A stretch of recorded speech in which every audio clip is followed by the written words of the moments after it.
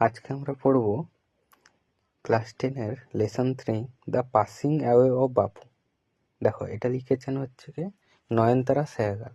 ঠিক আছে, এটা লিখেছেন নয়নতারা সেহগাল। দেখো, নয়নতারা সেহগাল সম্বন্ধে, লেখিকা সম্বন্ধে আমরা কিছু একটু জেনে নেব। এখানে যে লেখা আছে কিছু দেখো। Nayantara Sahgal is one of the first female Indian writers in English to receive wide recognition. মানে কি না, নয়নতারা সেহগাল হচ্ছেন is one of the first female Indian, মানে প্রথম ভারতীয় মহিলা রাইটার্স মানে লেখিকা ইন ইংলিশ মানে ইংরেজিতে two receive wide recognition. Recognition মানে কি? রিকগনিশন মানে হচ্ছে সম্মান, সম্মান পেয়েছেন। মানে কি না, ভারতীয় প্রথম মহিলা যিনি কি ইংরেজি সাহিত্যে এতটা সম্মান পেয়েছেন বা অর্জন করেছেন। রিসিভ মানে কি অর্জন করা।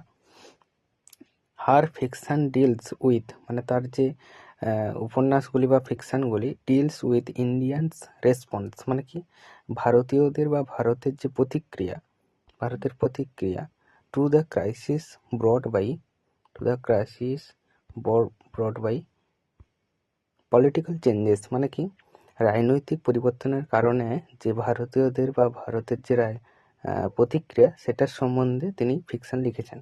She won the Sahitya Akademi award in 1986 for her novel rich like us.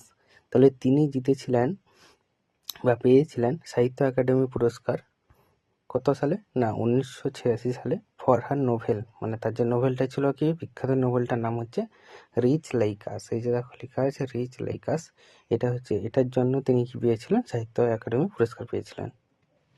The text an extract from Nayantara Sahgal memoir prison and chocolate cake.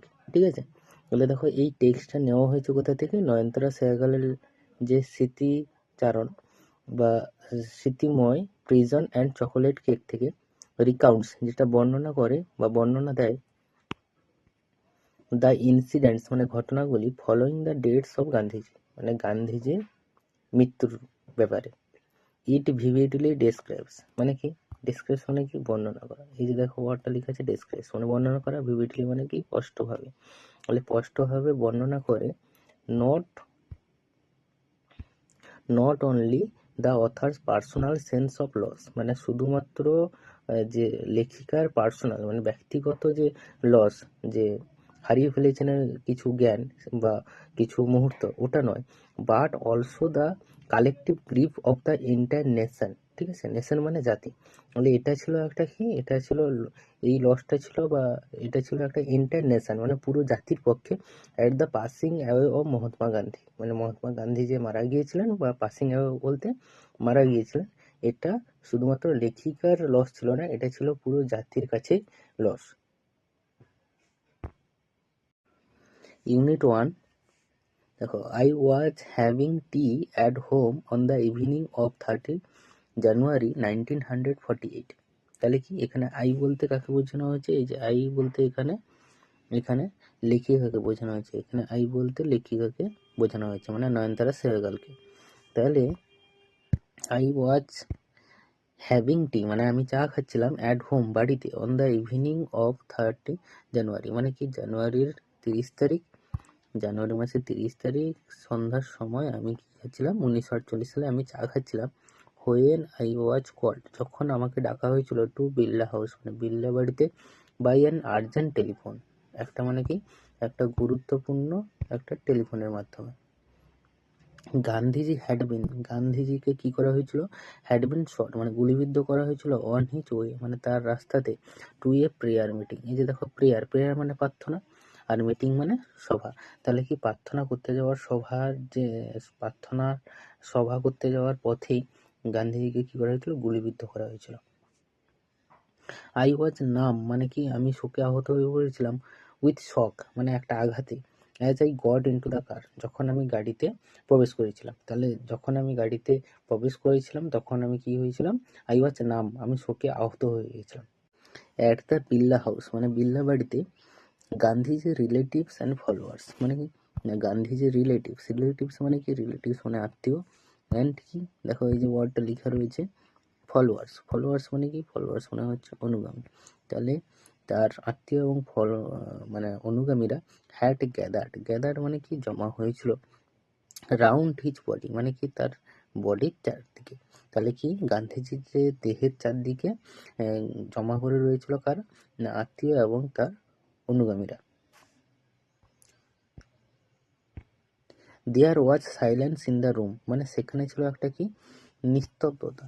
সেখানে ছিল একটা নিস্তব্ধতা। সাইলেন্স মানে কি? নিস্তব্ধতা। ইন দ্য রুম মানে সেই রুমেতে বা কক্ষেতে। As Gandhiji breathe his last যেই রুমেতে বা যেই কক্ষেতে গান্ধীজি তার শেষ নিঃশ্বাস ত্যাগ করেছিলেন। ব্রেথ মানে কি? নিঃশ্বাস নেওয়া, প্রশ্বাস। হিজ লাস্ট মানে কি? তার শেষ নিঃশ্বাস বা প্রশ্বাস তিনি ত্যাগ করেছিলেন। এরপরে দেখো, ওয়ার্ডস অফ বাপুজির death had spread through Delhi. তাহলে কি? ওয়ার্ডস অফ বাপুজির ডেথ মানে কি? বাপুজির যে মৃত্যুর খবরটা হ্যাড স্প্রেড মানে কি? এই যে দেখো লেখা আছে স্প্রেড মানে ছড়িয়ে পড়ছিল থ্রু মানে মধ্য দিয়ে, দিল্লি শহরের মধ্য দিয়ে ছড়িয়ে পড়ছিল। লাইক মানে মতন, কার মতন? না, এ ফ্লেম মানে কথার অর্থ হচ্ছে কি? শিখা। আর ফ্যান্ট মানে কি? এটা হচ্ছে উদ্দীপিত হওয়া। তাহলে একটা শিখা যেরকম উদ্দীপিত হয় বাই উইন্ড মানে বাতাসে, তাহলে বাতাসে যেরকম একটা শিখা যেরকম উদ্দীপিত হয়ে যেরকম হয়, প্রবাহিত হয়, সেরকম ভাবে বাপুজির মৃত্যুর খবরটাও দিল্লি শহরের মধ্যে ছড়িয়ে পড়ছিল। Sad groups of men and women had collected around Birla house. তাহলে কি? স্যাড মানে কি? দুঃখিত। তাহলে দুঃখিত গ্রুপ মানে দল অফ মেন অ্যান্ড উমেন মানে কি? মহিলা এবং কি? এবং পুরুষ হ্যাড কালেক্টেড মানে তারা জড়ো হয়েছিল অ্যারাউন্ড বিড়লা হাউসের চারদিকে। আউট অফ এভরি উইন্ডো মানে কি? মানে প্রত্যেক জানালার বাইরে ওয়ান কুড সি একজনকে দেখতে পাওয়া যাবে। এ ব্রাউন ব্রাউন মানে কি? ব্রাউন মানে হচ্ছে বাদামি রঙের। ব্রাউন ব্লার মানে কি? ব্লার মানে হচ্ছে আবছা বা অস্পষ্ট। ব্রাউন মানে কি? ব্রাউন কথার অর্থ হচ্ছে আবছা বা অস্পষ্ট। এই যে ব্রাউন মানে বাদামি, আর ব্লার মানে আবছা বা অস্পষ্ট। অফ ফেসেস মানে তাদের মুখগুলি। তাহলে তাদের যে মুখগুলির বাদামি রঙের রয়েছে, মানে বাদামি বলতে এখানে ভারতীয় যে মানুষেরা তাদের রং হচ্ছে, ভারতীয় অধিবাসীদের রং মানে দেহের রং হচ্ছে বাদামি টাইপের। তাহলে এখানে বলা হচ্ছে যে বাদামি রঙের যে আবছা বা অস্পষ্ট মুখগুলা দেখা যেত কি না ওই জানলার বাইরে। তারপরে দেখো, they did not make a sound তারা চিৎকার করছিল না বা শব্দ করছিল না। There was an unnatural silence মানে সেখানে ছিল একটা কি? দেয়ার ওয়াজ অ্যান আনন্যাচারাল তাহলে সেখানে ছিল একটা অস্বাভাবিক। এই যে ওয়ার্ডটা লেখা আছে আনন্যাচারাল মানে কি? অস্বাভাবিক। ঠিক আছে, এটা দেখো, এটা গ্রামার রয়েছে, টেক্সচুয়াল গ্রামার রয়েছে। এটা এই যে লাইনটা লেখা রয়েছে দেয়ার ওয়াজ অ্যান আনন্যাচারাল সাইলেন্স, এটা কমপ্লেক্স সেন্টেন্স। এটা কি রয়েছে? কমপ্লেক্স সেন্টেন্স করতে হবে। যখন এর আরেকটা ভিডিও দিয়ে দেবো, সেখানে টেক্সচুয়াল গ্রামার থাকবে দ্য পাসিং অ্যাওয়ে অফ বাপু থেকে। দেখো আপাতত টেক্সটটা দেখো। তাহলে সেখানে ছিল একটা কি? অস্বাভাবিক একটা নিস্তব্ধতা। তারপরে it was as if time stood still for those few minutes. তাহলে it was as if time stood মানে কি? যেন মনে হচ্ছিল, ইফ টাইম স্টুড মানে সময় থেমে গিয়েছিল, স্টিল তখনও অবধি, ফর দোজ ফিউ মিনিটস মানে সেই কয়েক মিনিটের জন্য যেন মনে হচ্ছিল সময় থেমে গিয়েছিল। The people were too stunned to speak in the beginning মানে কি? The people were too stunned মানে কি? স্তম্ভিত হয়ে যাওয়া। এই যে দেখো ওয়ার্ডটা লেখা রয়েছে স্টান্ট মানে কি? স্তম্ভিত হয়ে যাওয়া। Two speak in the beginning মানে কি? বিগিনিং মানে প্রথমের দিকে বা শুরুর দিকে, স্পিক মানে কথা বলা। তাহলে কি? The people were too stunned মানে এতটাই স্তম্ভিত হয়েছিল, to speak in the beginning মানে শুরুর দিকে কথা বলতে পারছিল না। লেটার দে মানে ঠিক তারপর তারা ক্লামার্ড মানে কি? ক্লামার্ড মানে হচ্ছে শান্ত হয়ে যাওয়া। তাহলে লেটার দিয়ে মানে তারপর তারা ক্লামার্ড মানে শান্ত হয়ে গিয়েছিল। ওয়াইল্ডলি মানে বন্যভাবে। শাউটিং মানে চিৎকার করছিল। এই যে দেখো লেখা আছে শাউটিং মানে চিৎকার করছিল। ক্রাইং মানে কান্না করছিল। তাহলে তারা জোরে জোরে চিৎকার করে কান্না করছিল এবং শান্ত হয়ে পড়ছিল যেন ওয়াইল্ডলি মানে বন্যভাবে।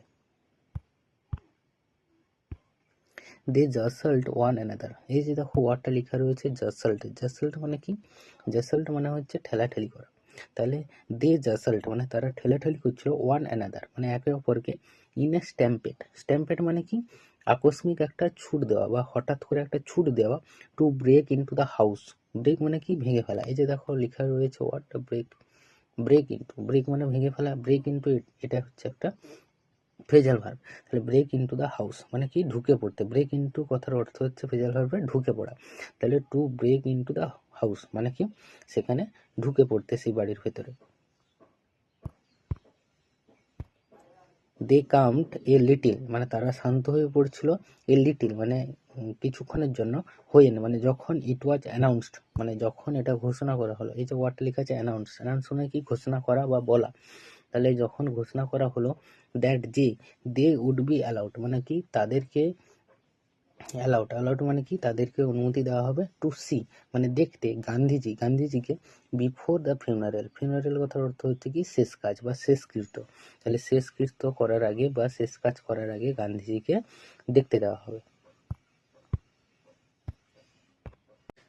When one is faced with shock of a loved one's death, one whimpers. তাহলে দেখো এই যে লেখা রয়েছে when one is faced মানে যখন একজন কি করে? মুখোমুখি হয়, with the shock, shock মানে কি? আঘাত, of loved one's death মানে কোনো একজন প্রিয়জনের মৃত্যুতে, one whimpers মানে তখন একজন কি করে? না ফুঁপিয়ে ফুঁপিয়ে কাঁদে, বা whimpers মানে বলে, বিড়বিড় করে। কি বলে? না হোয়াট, এই যে দেখো লেখা রয়েছে হোয়াট, হোয়াট মানে কি? Will become of me now মানে এখন আমার সঙ্গে কি হবে? That he has left me মানে তিনি আমাকে ছেড়ে চলে গেছেন। তাহলে দেখো এখানে কার কথা বলা হচ্ছে? হি হ্যাজ বলতে এখানে হি হ্যাজ লেফট মি মানে এখানে হি বলতে গান্ধীজির কথা বলা হচ্ছে, আর মি বলতে এখানে ইন্ডিয়ান মানে ভারতীয়বাসীর কথা বলা হচ্ছে। যেটা কথা বলছেন কি না লেখিকা নিজে, নয়নতারা সেহগাল। দেখো তাহলে এখানে বলা হচ্ছে যে what will become of me now that he has left me. তাহলে এখন আমাদের কি হবে বা আমার কি হবে? তিনি এখন ছেড়ে চলে গিয়েছেন আমাকে। This was surely the question of uppermost in the mind of the mourning people. Mourning people বলতে এখানে মর্নিং দেখো লিখে আছে মর্নিং, মর্নিং মানে কি? মর্নিং মানে শোকে আহত, যারা শোকে আহত হয়ে পড়ে। তাহলে কি না দিস ওয়াজ শিওরলি মানে এটা ছিল একটা নিশ্চিতভাবে দ্য কোশ্চেন মানে প্রশ্ন, আপার মোস্ট ইন দ্য মাইন্ড মানে কি? অনেকজনের মনে, অফ দ্য মর্নিং পিপল মানে যারা শোকে আহত মানুষ ছিল। তাহলে শোকে আহত মানুষের মধ্যে এই প্রশ্নটা তাদের মনে যাচ্ছিল যে what will become of me now that he has left me, যে এখন আমাদের কি হবে? তিনি আমাদের ছেড়ে চলে গিয়েছেন। They looked like lost children, তাদের দেখাচ্ছিল লুকড লাইক লস্ট চিলড্রেন মানে হারানো শিশুর মতো। এই যে দেখো এই যে লাইনটা লেখা রয়েছে এটা গ্রামার রয়েছে, টেক্সচুয়াল গ্রামার। টেক্সচুয়াল গ্রামার যখন আলাদা একটা ভিডিও করব তখন সেখানে পেয়ে যাবে textual grammar, passing away of বাপু থেকে। এখন দেখো টেক্সটটা শুধু দেখো। তাহলে তাদের দেখে মনে হচ্ছিল, সেই সব মর্নিং পিপল মানে সেই সব শোকে আহত মানুষদের দেখে মনে হচ্ছিল যেন হারানো শিশু। এরপরে দেখো it was a question in many of our hearts as we sat. তাহলে যখন আমরা বসে রয়েছিলাম তখন আমাদের মনেও প্রশ্ন জেগেছিল। স্টিল শকড মানে এখনও আমাদের আঘাত এমনভাবে স্টিল শকড মানে আমরা আঘাতে ছিলাম বা আমরা একটা সংশয়ে ছিলাম। অ্যান্ড আনবিলিভেবল মানে আমরা বিশ্বাস করতে পারছিলাম না। উই লিসেন্ড মানে যখন আমরা শুনলাম, টু দ্য ব্রডকাস্ট, ব্রডকাস্ট মানে কি? বেতার সম্প্রচার। তাহলে বেতার সম্প্রচারের মাধ্যমে আমরা শুনলাম telling the people of India মানে ভারতীয় মানুষদের বা পিপুলদের জানানো হচ্ছে দ্যাট যে দেয়ার বাপু ওয়াজ নো মোর মানে কি? বাপু was no more, no more কথার অর্থ হচ্ছে আর বেঁচে নেই মানে মারা গিয়েছেন। বাপু বলতে এখানে গান্ধীজিকে বোঝানো হচ্ছে। তাহলে গান্ধীজি আর আমাদের মধ্যে বেঁচে নেই।